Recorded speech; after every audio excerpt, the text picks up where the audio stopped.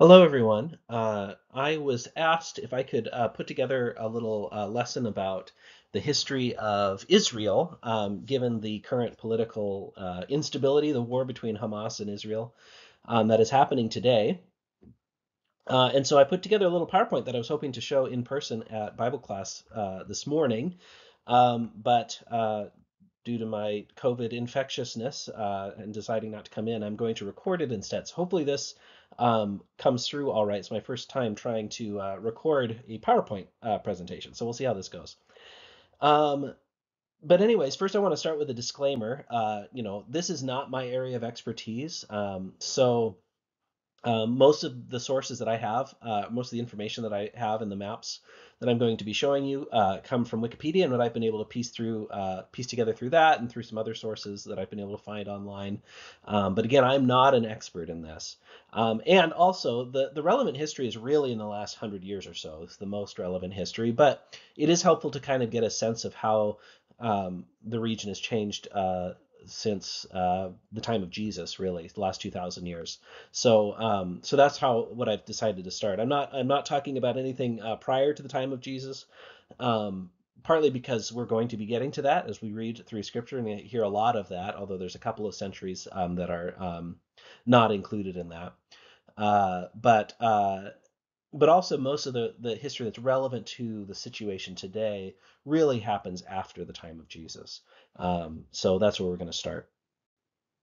So So to start with, I just wanted to give a sense of the land that we're talking about. So um, when I grew up reading the Bible, there was a lot of sense of, Israel just seemed like such a big place. Like the land seemed so large. You hear these big stories about these kingdoms and these, various peoples and traveling from north to south. And so Israel in my head is much larger than it is in reality. So this is a scale map, or at least as close of a scale map of Israel on the right there, with its more or less current borders, and Washington State on the left. And so you can see that really, the whole nation of Israel here is not much bigger than kind of Western Washington, mostly the I-5 sort of corridor. That's really about the size of it. So up here is Golan Heights, which is occupied territory that Israel took from Syria as a matter of national defense in one of the wars. This area here in red is what we call the West Bank. Jerusalem's right in that kind of weird little indent there in the center of it. Uh, and uh, and so that's a Palestinian area, and then this is Gaza Strip. So this is where the fighting is happening right now. You see, it's really a small area. Gaza Strip is smaller than Whidbey Island, for example. And there's 2 million or a little more than 2 million Palestinians who live there. So very densely populated area and very small. And this is where the violence this is where Hamas is in control. So let's start with the time of Jesus here. So this is Israel at the time of Jesus. You can see that there are um, it's been divided into different regions. So this is all under the Roman Empire. The Romans are the ones in charge at this time, and so they have divided into various districts, various kind of provinces. Galilee in the north is where Jesus grows up. Right there's you can see Nazareth right there. Samaria, we hear about Samaria, that's where the Samaritans live, and then Judea in the south, with Jerusalem in the center of it. And so then a couple others, Perea, Decapolis, some other areas here as well. But this, at the time of Jesus, this is how the Romans have divided the area. So there's some key events to know about following Jesus. So Jesus is crucified and raised somewhere around the year 30 or so. We don't know exactly. And then about 30 years later than that, 40 years later than that, is what's called the First Jewish-Roman War. So there's an uprising in Judea primarily, also involves some action in Galilee as well. And this is significant because when Rome retakes Jerusalem from this rebellion, they destroy the temple. So the temple is completely destroyed at that time. The temple has never been rebuilt since then. That's the end of any temple worship, and it changes Judaism tremendously when that happens, because Judaism no longer has access to the sacrificial system. So Judaism becomes much more over time, transforms, changes much more into what we know of Judaism as today, what's called rabbinic Judaism, much more focused on synagogue life, on community life, on study of the Torah, rather than being centralized in the temple around the sacrificial system. A famous event from the First Jewish-Roman War is the fall of Masada, which happens in 73. So Masada is this really impressive mesa, basically, and with a fortress on top of it that's right in about this area, overlooking the Dead Sea, or a little south of there. I think, or there, somewhere in that area, and is seen as sort of, it's this place where the Jews held out against the Romans for years. So even after for 3 years after Rome had taken Jerusalem back, it took them a lot longer to take Masada, and they ended up building a giant ramp actually to get up there. It's a pretty impressive place to see, but that's all part of what's called the First Jewish-Roman War. And then about 60 years later or so, there's the Bar Kokhba revolt. Bar Kokhba was Simon Bar Kokhba. It was this leader who led an uprising against the Romans. It was quite successful. The Romans lost a lot of troops, a lot of life in this time. I guess historically there's some evidence that Roman military operations from around the empire were really badly affected because of this rebellion here in Judea, because of how many people they lost. Simon Bar Kokhba was, by the accounts that I've read anyways, was a really kind of a ruthless leader. And actually it was difficult. We have some reports from early Christians that it was difficult to be Christian in Judea at the time, in Galilee, because the Christians didn't want to fight the Romans. And so they were kind of punished by Bar Kokhba and the other Jewish leaders even at that time. But what happens after the Bar Kokhba revolt is, Jerusalem's totally destroyed, really, by the Romans in retaliation. Many Jews are expelled from Judea.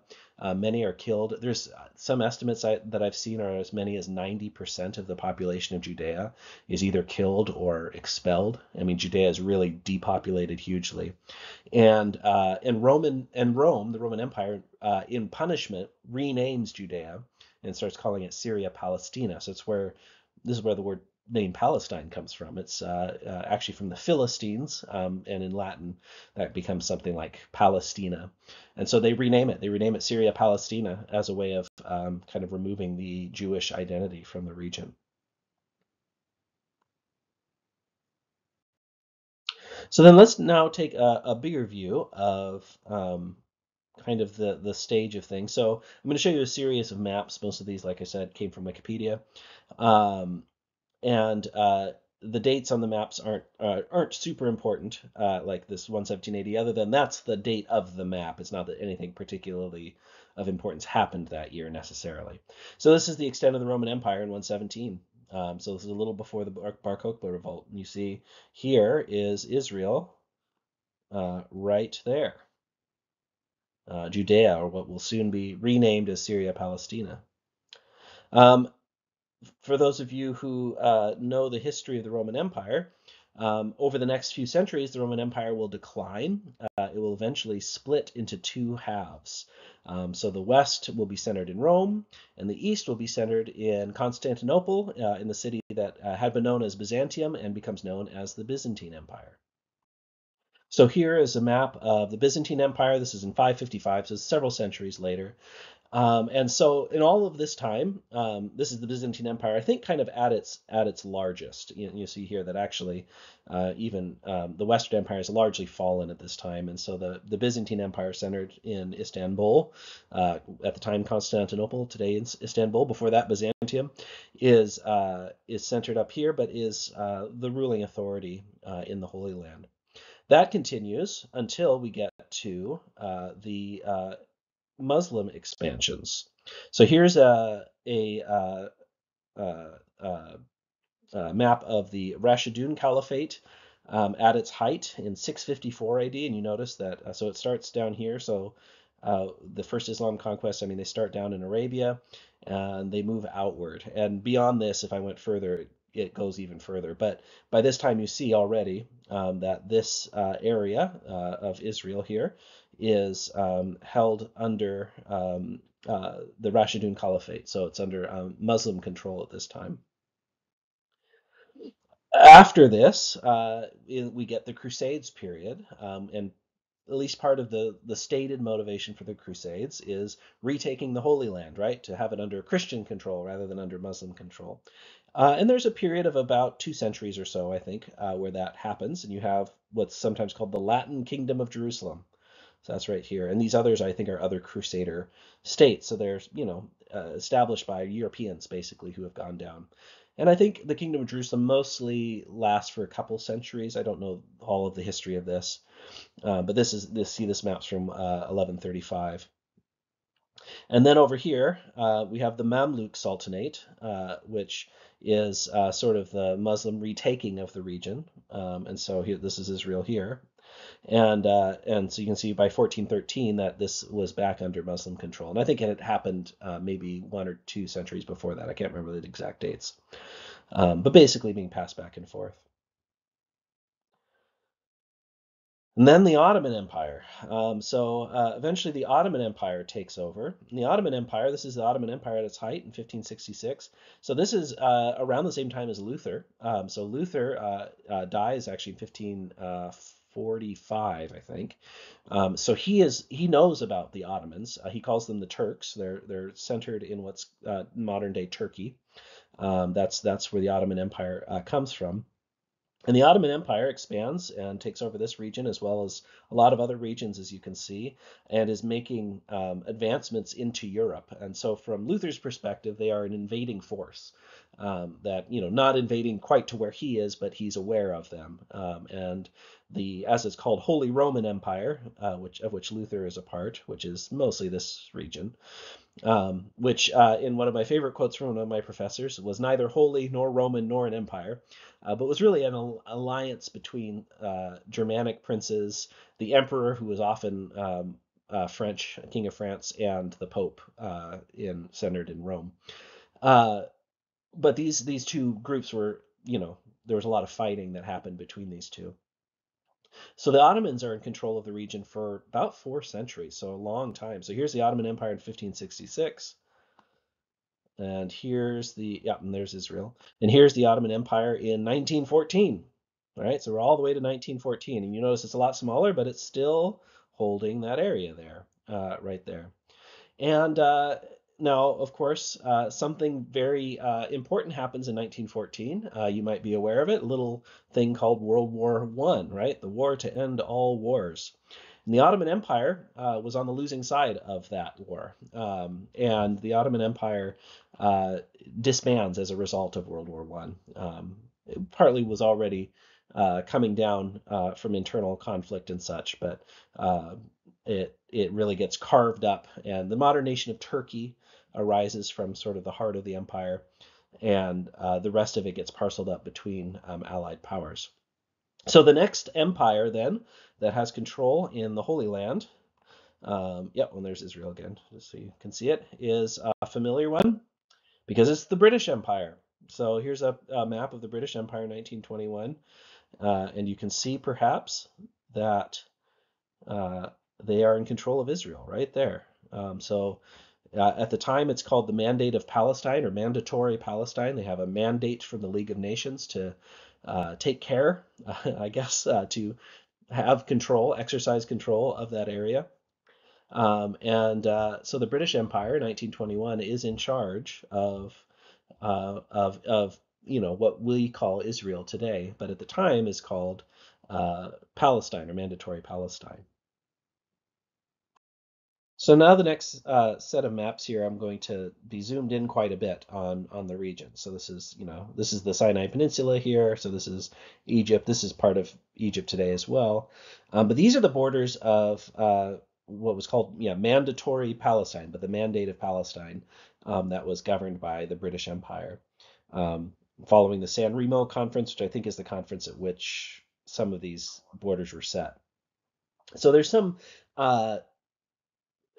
there's at the risk of so I'm going to try and explain a little bit of history that maybe I don't understand fully, and it's hard because different people have different takes on it. We're starting to get into where it's very contested about what was what. But as I understand it, one of the things that made the British able to defeat the Ottoman Empire in the Middle East was that they had so the Ottoman Empire was centered in Turkey. Turks are not Arabs exactly, um, and uh, and so the there's a different ethnicity, different people group. And so the Arabs were encouraged by the British to rebel against the Ottoman Empire, and the promise was that they would have their own, they'd be given their own Arab state, basically, their own Arab nation after the war was over. Um, the British Empire did not uphold that promise, and I think it's a bit disputed about to what extent that promise was real or not real or whatever, but that definitely didn't happen. So there were hard feelings already with, the Arabs, the Palestinians who lived in this area, who were not given this as a nation as they were expected to. But these are the original borders. It's much larger. So the current nation of Israel, the border's right here. And then what happens after that is this is actually is going to be divided into Israel and what's called Jordan or the Transjordan Emirate.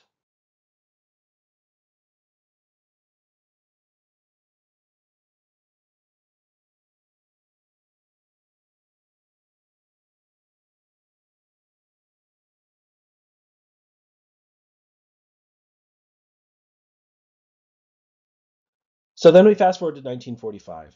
Lots happened in those 20 some years, and by 1945 there has been a lot of Jewish migration. There was some Jewish migration already, even before Great Britain took over, that came in during that time in the Ottoman Empire, and sometimes that was done fairly with fairly minimal conflict. Sometimes there would be conflicts between Jews and Arabs in the area over time. But after Britain takes over, there's a really strong immigration of Jews to the land. A couple of interesting things about so what this map is showing. I should explain the map. The map is land ownership. So the blue area that's land that's owned by Jews. The green is land that's owned by Arabs. And the white is not owned by anybody. Now, something that's interesting and makes this map a little bit misleading is it seems like it's fairly even, right? You look at it and you're like, okay, well, there's maybe a little more green than blue, but not a lot. Um, one of the things that, and I read this, and I think this is true. Again, this is not my specialty. Is apparently the Ottoman Empire. One of the ways that the Ottoman Empire worked was that if you were a land owner, you were eligible to be drafted, and so it was very common for people not to own, to intentionally not own land, but to rent. And so a very high percentage of the Arabs in mandatory Palestine did not own land because they had been Ottoman subjects before that, and that's just how they had lived.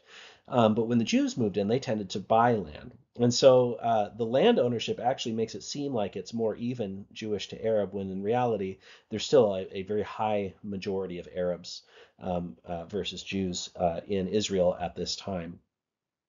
But of course, 1945 is the end of World War II, after the Holocaust and the atrocities that had happened to Jews in particular in Europe. There's a lot of pressure for Jews to have their own state where the Jews will be in charge, because most seem to agree that's really the only way Jews can be safe, is if they can have their own government. They're not living under government of, a European government or an Arab government or anything else like that, but rather they have their own nation with their own government. And so there's a plan to take this land here, the Mandate of Palestine, and somehow make at least part of it into a Jewish state, and maybe making the rest of it into a state for Arabs, Palestinians. Um, and this is the result, or this is the proposal rather. So the first proposal by the UN is to do it this way. So you have blue would be Israel basically, and the green would be Palestine, and then Jerusalem, because everybody wants Jerusalem. Jerusalem is one of the three most holy sites in Islam, as well as being sacred for Jews and important for Christians as well. And so the idea was that Jerusalem itself would not belong to anybody in particular. It would be sort of it'd be an international city. So that's why Jerusalem in the middle is this yellow, but it's surrounded by, this is where most of the Palestinians lived, in this area. You see this is what is today Gaza, or part of Gaza is part of that, as well as some more down here into the southern desert, the Negev, as well as up here some in the north of Galilee, and that the rest would be Jewish. This is the UN proposal. The UN basically made this proposal, and within hours there was a war. And so after the result of the war, basically the neighboring nations, who were all Arab, saw this as stealing territory from their fellow Arabs, and so they came in to defend, to help them, and to drive out this invasion of Israel as they saw it.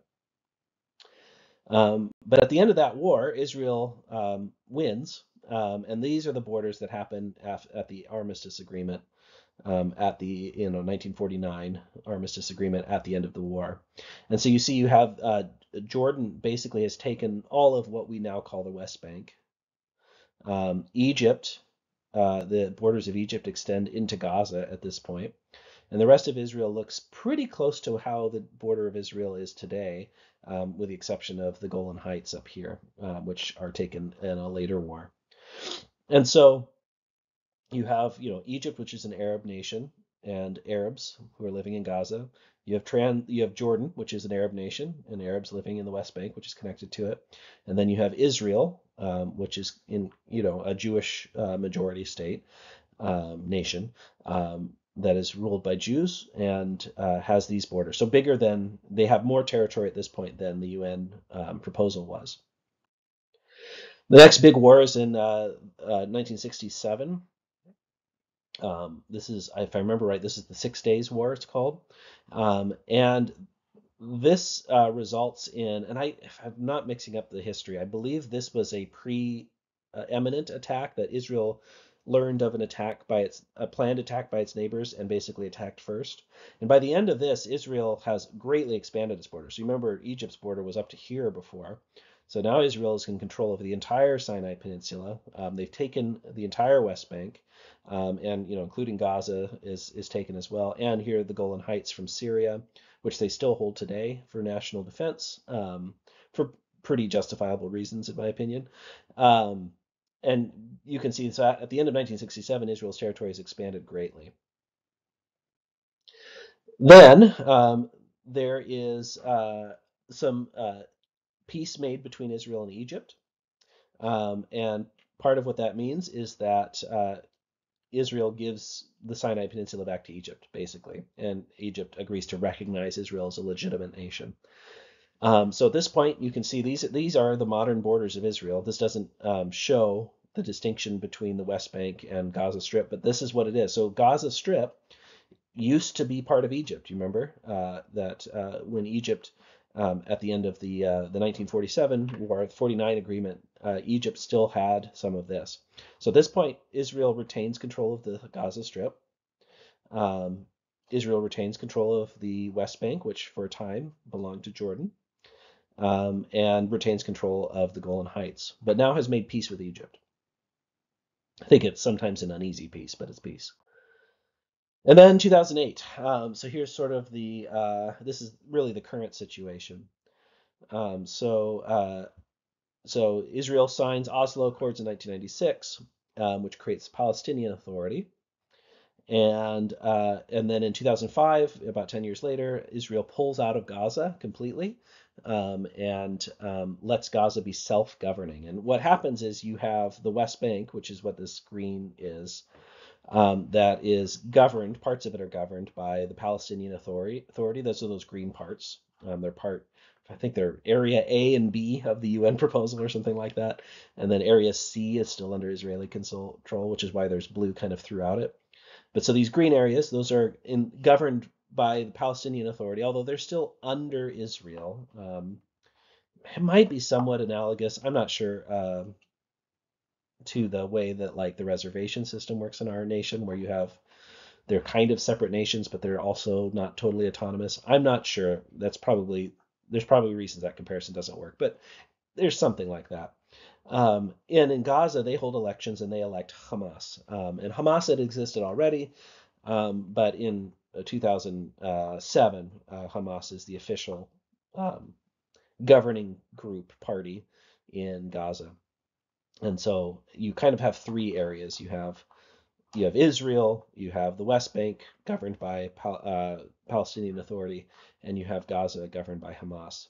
And what's happened over the last week or so is Hamas launched this, and Hamas has been periodically launching rockets at the rest of Israel for years. Um, but when Israel evacuated from Gaza and completely pulled the army out, they completely shut the borders down to keep almost anybody from coming in or out. I think there's a very few people that have basically permits to come out and farm or something like that. But for the most part, it's completely shut down. Um, and that's been an unstable situation for a while. And what happened is that Hamas fighters broke out of Gaza, and did a lot of attacking around this area. And now Israel, the Israeli army, is moving back into the northern half of Gaza, and it's not clear how that's going to end. So I hope that this was helpful as just sort of an understanding of where we are. My take from when I visited there a few years ago and spoke with, we heard from Israelis, we heard from Palestinians, we heard from Bedouins. Um, is this situation is so complex. It's really um, it's not easy to simply say, oh, Israel's in the right, or oh, the Palestinians are in the right. There are legitimate claims and legitimate issues being made on each side, and I hope this gives a little bit of context for that. And yeah, for the current situation, my prayers are that especially the innocents will be preserved as much as they can, that the violence will be kept to a minimum, and that somehow we'll come to some actually lasting peace out of this. But yeah, I don't know exactly what that should look like or what it even can look like. So those are my prayers. Hopefully there aren't too many errors in this presentation. This is basically the best I could do with Wikipedia and some other knowledge that I have. But I hope you enjoyed it, and I hope it was helpful for you.